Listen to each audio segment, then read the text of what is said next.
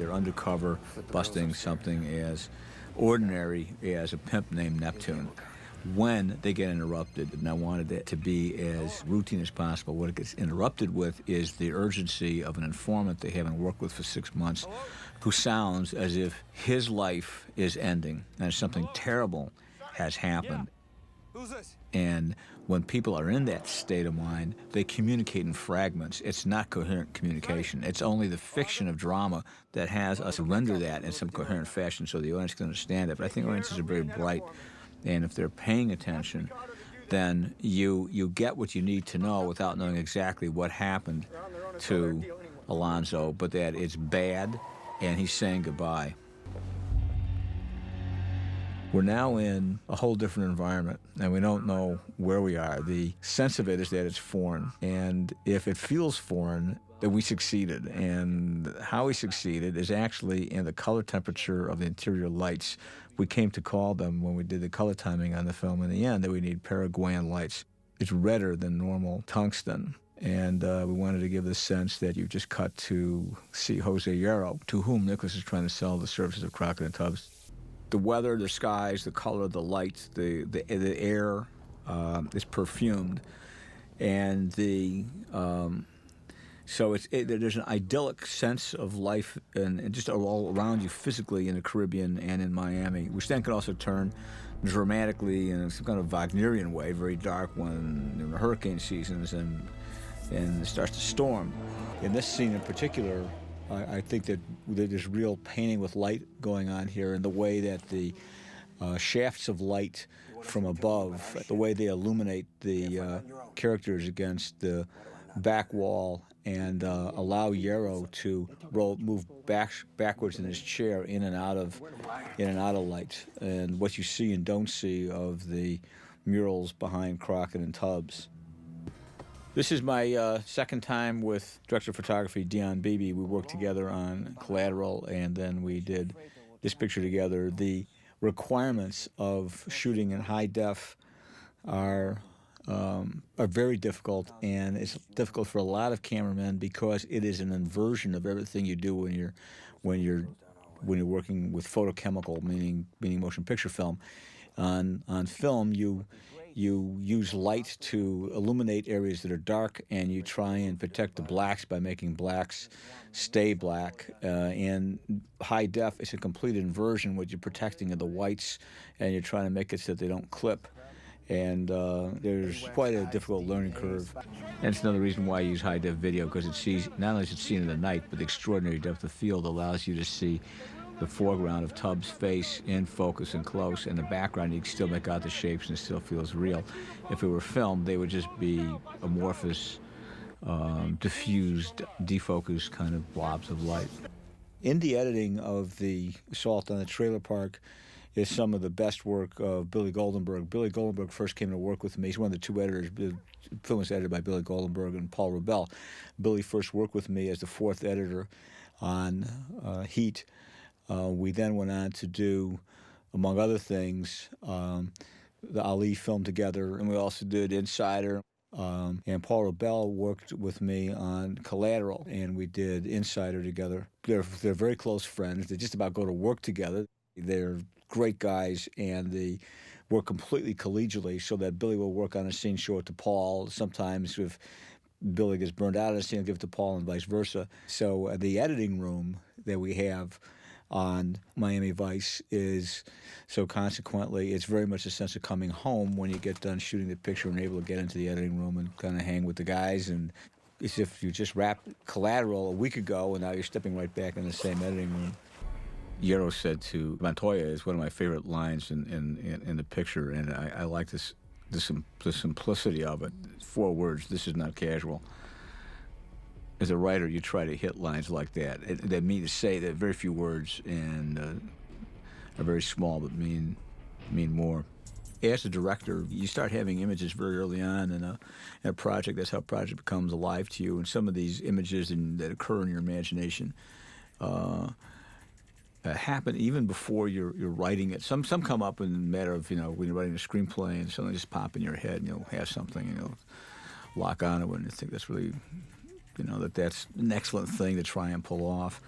But the some images that just kind of show up even before you're writing the screenplay, when the idea is first forming,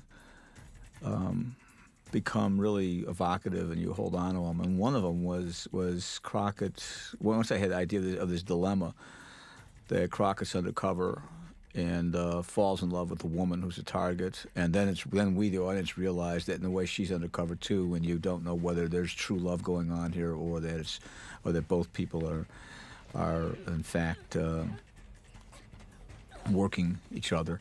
Some of the preparation that was involved had to do with, for example, understanding what were people listening to, what music was a turn-on and dominated culture in 1933 when John Dillinger, who has not heard music for 10 years, gets out of prison. And so it's just the most normal sounds of a radio driving through a kind of a colorful town with the window down in a contemporary car had to be hallucinogenic after 10 years of sensory deprivation of being in the prison. So how did that impact upon him? And then he himself was very aggressive in acculturating himself into the present.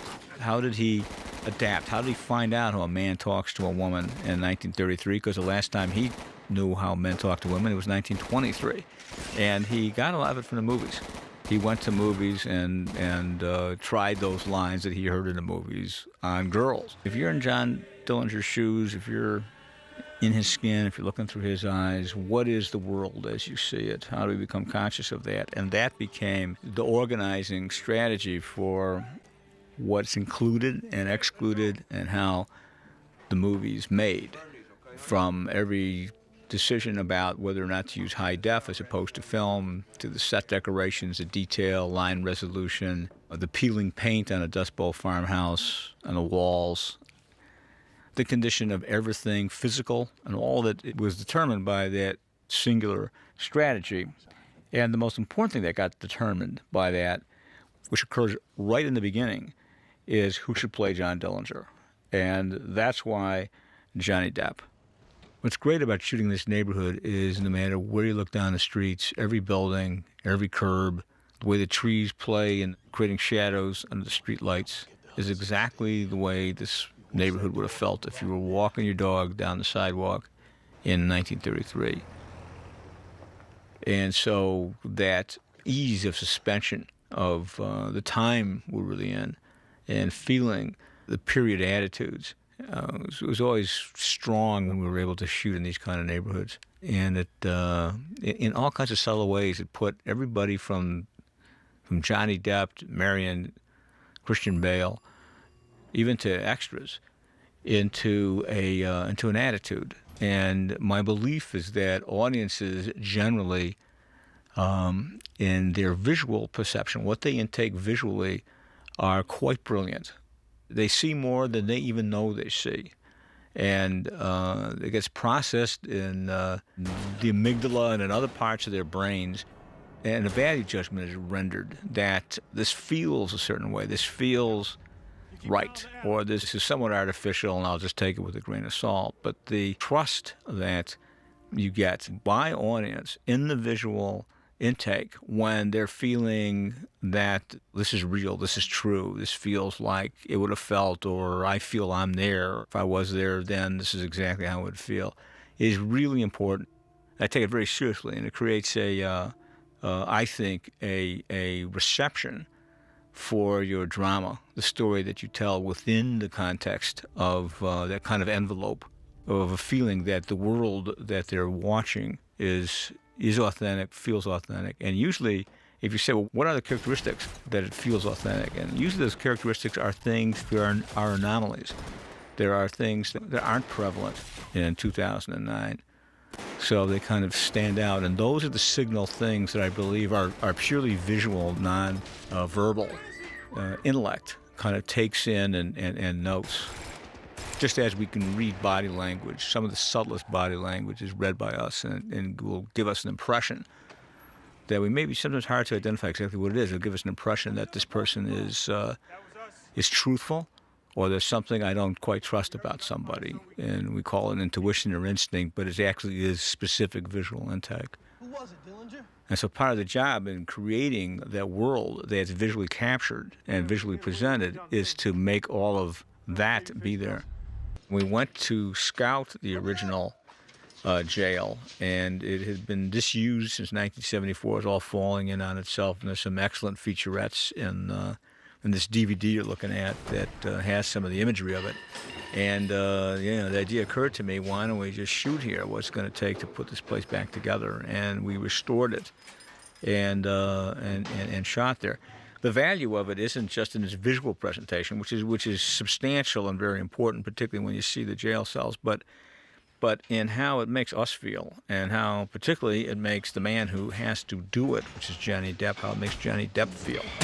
This is the real Little Bohemia. This is the lodge itself. I was surprised that it was still standing, and that then I was surprised it had not been modified, and that it looked almost exactly the way it did in 1934 when they went there.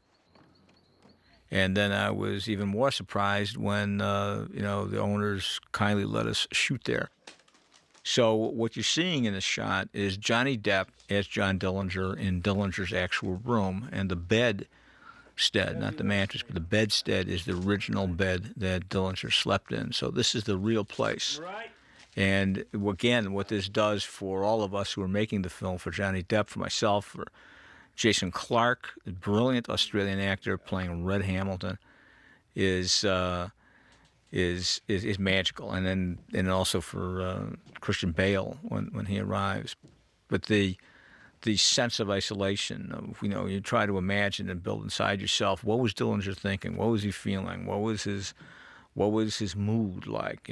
When the lights go out, when he can't sleep, what thoughts are rolling through his mind? When he looks out the window, what does he see? How does the moonlight fall on the trees? And to actually be in that place and see what Dillinger would have seen, to allow your imagination to be stimulated, or just kind of spontaneously react to something you might see out the window, or the kind of utilitarian shape of the bed frame. That's kind of grim, or what picture might have been on the wall is this, and when that's the same picture Dillinger saw when you put your hand on the doorknob, it's the same doorknob that Dillinger's hand felt when he turned that door. It's extraordinary. So we were very fortunate that we were able to shoot here.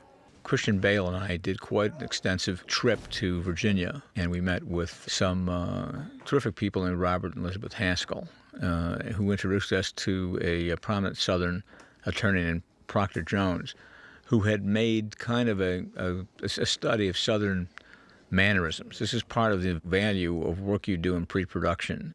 When you're shooting, you are in fact executing. And it's not executing in the sense of you have prepared everything and now you just do it. In fact, the most immediate, intense manifestation of all the work you've done to build your character, if you're an actor, if you're Christian Bale, if you're Johnny Depp, of all the manifestation of all that work, when it's at its most intense, most immediate, you're really believing it's happening, is only when you're shooting. But the foundation for that it enables you to do that, is all done in prep.